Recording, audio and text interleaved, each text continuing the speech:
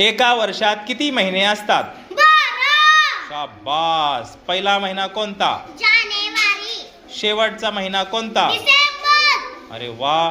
प्रत्येक महिन्यामध्ये किती दिवस असतात? 30 किंवा 31. पण असा एक महिना आहे ज्यामध्ये 28 किंवा 29 दिवस असतात. तो महिना कोणता? फेब्रुवारी. छान. फेब्रुवारी महिना कितवा आहे? दुसरा. बरोबर.